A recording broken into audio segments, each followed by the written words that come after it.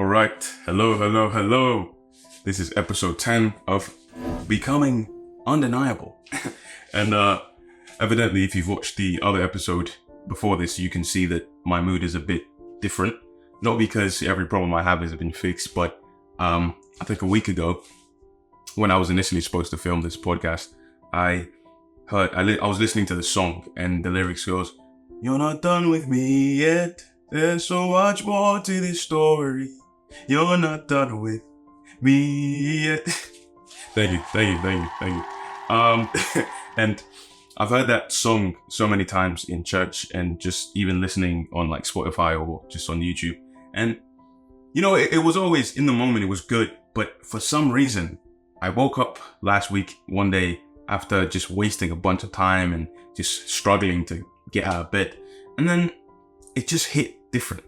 Like, I don't know if I shed tears, but I was in a very, very deep emotional like state where I just was, it wasn't hopelessness, but it was a renewed hope. It was a renewed spark. I don't know if you know what that feels like, but the things that seemed hopeless, not that there was anything indicating that they would get better, but it was like, if I decide that God's not done with me, and then I'm just gonna keep going, right?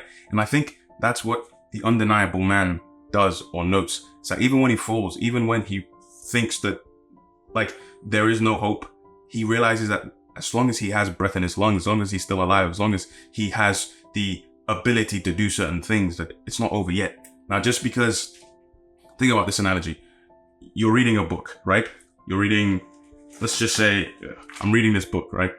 This book is by my dad, by the way. It's called No, and it's about how Christians should develop the ability to say no to certain things. Because I know that sometimes it's very hard for people to say no because they're people pleasers or they don't like confrontation. But yeah, anyways, I'm reading the book and this bookmark, right? Just because I put a bookmark in a book doesn't mean that I'm done with the book, right?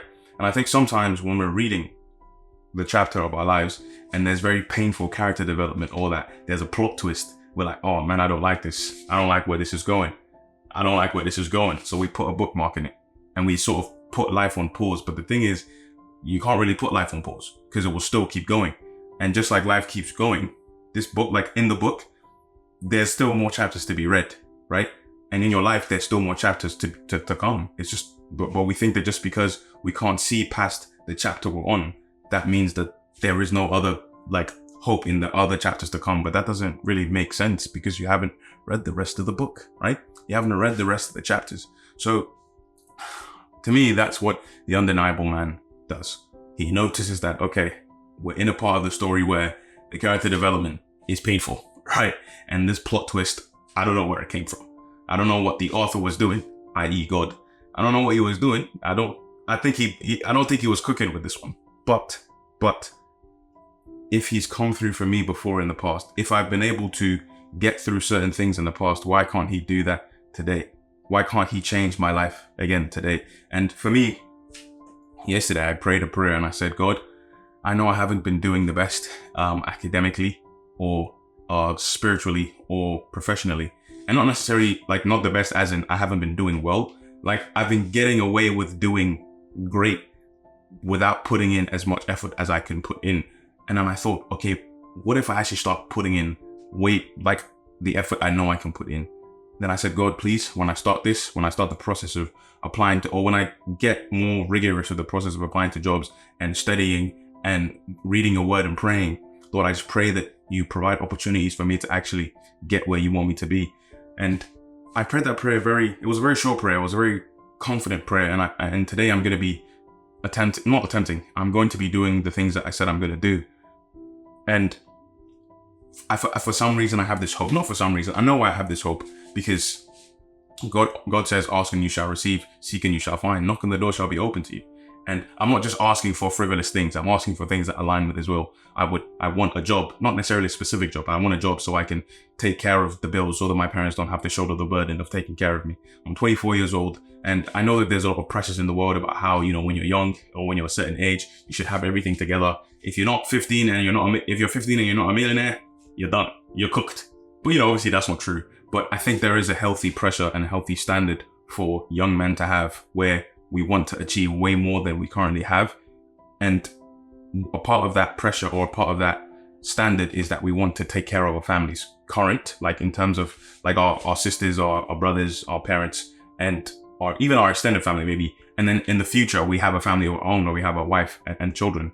And I think it's a good desire to have, to want to take care of the people around us. And that's what I want to do.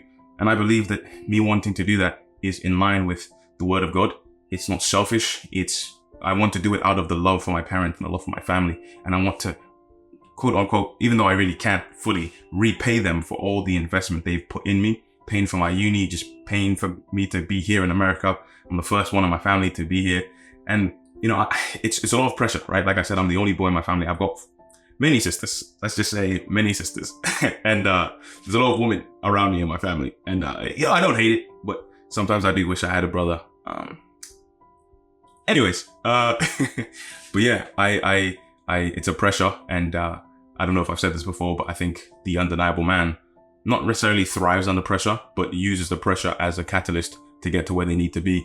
And in that same vein, he understands that there are certain things that you just can't control. So you just leave it to God. You do your best and let God handle the rest, right? And if you're listening to this and you're not a believer of Christ, then maybe not yet, at least, I just want you to know that you don't necessarily come to God so that you can get things. No, you don't come to God so you can get things, period. You want a relationship with the one who created you. Like, God sent his son down on earth to die for our sins, and so that we can have a relationship with him. So that in itself is what true love is. That's unconditional love. For someone to be willing to sacrifice their life for you when you don't even acknowledge them or you actively hate them, it's something else. It's something that the human mind can't really comprehend. So whether you're a Christian or not listening to this, I don't want you to think that just because you are a Christian or because you're a follower of Christ means you're going to have good things in life, or like your life is going to be like perfect. No, there will be tribulations, there will be afflictions and tough times. But anyways, that's not the point of this.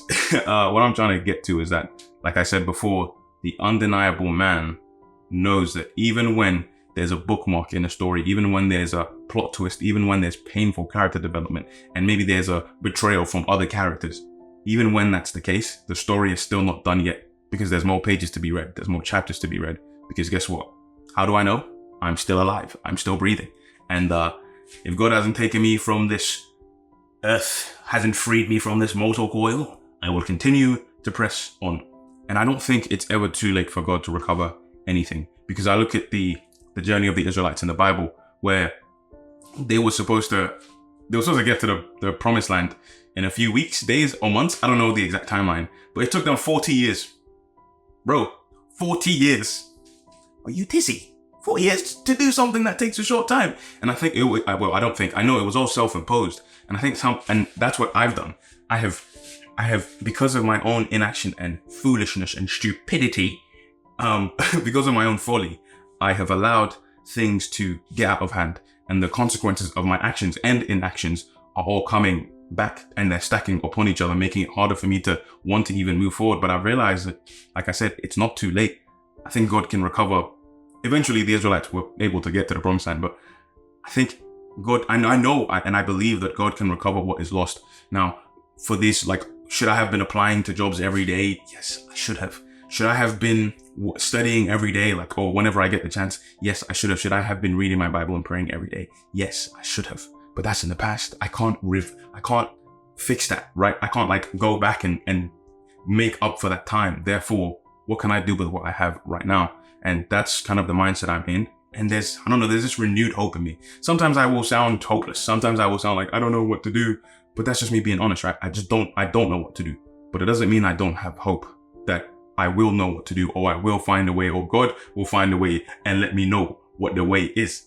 So yeah, that's the lesson for today. Nothing really is ever too late to be recovered, as long as I have breath in my lungs and as long as I can see the sun shine every day. So yeah, I hope that gives you some hope. And if it doesn't, maybe I can give you hope in the next video. But all I know is that my story's not done, yours is not done. And as always, Godspeed. All right, David. So post-podcast interview, how do you think you did? Well, thank you, David. I think I did pretty well. I think I could have had like some points in front of me. Like, what are you looking? Okay. I could have had some points in front of me. I could have really just been more succinct and not gone down the rabbit holes. But I think, it's all important. I think it's all helping me get my thoughts out. Maybe this is just therapy for me. And I think whenever you talk about stuff, it makes it easier to understand or comprehend yourself in a way. Not that I don't understand myself. Like I know myself. Like I know myself. At least I think I do. I don't know. Anyways, yeah. I hope that people enjoy that podcast. And back to you. Wow. Back to you. Wow. Well, folks, that's all the time we have for today.